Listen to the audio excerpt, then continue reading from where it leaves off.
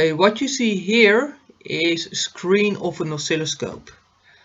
An oscilloscope translates sound waves into something we can see, as you can see on the screen. It's always handy if you want to measure something, if you want to get your guitar tuned, for example, or your piano, you can use something like this. As you see, if I want to do measurements on my voice, it's going to be really hard. What is the frequencies? And it looks like I see more waves, so probably in my voice there are more frequencies as well. So that's going to be quite hard to do so. So to make life easy, we're going to do some measurements just using one frequency. Therefore I put on sine wave amplitude 5 volts. And now you can see you can do some measurements. As you see, there's a horizontal and a vertical scale. Looking at the horizontal scale, you see it takes two squares to complete one wave.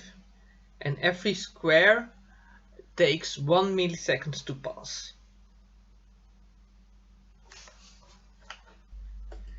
If I would change the seconds per division or seconds per square to 2 milliseconds, you see that now it takes 2 milliseconds in one square, so each wave is in one square as well. So one completed wave is completed in 2 milliseconds. As it was before. Now I'll change it back to 1 milliseconds. And you see now we need two squares to complete one wave.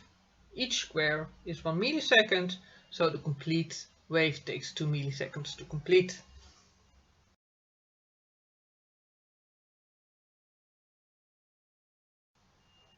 If I look down here, you see I got 5 volts per division.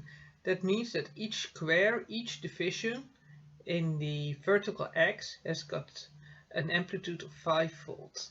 That means how loud the sound is. So one division is 5 volts. If I would change it to, for example, 2 volts, then it means one division has got 2 volts. So the whole wave is 2.5 division, so 2.5 times 2 gives me still an amplitude of 5 volts.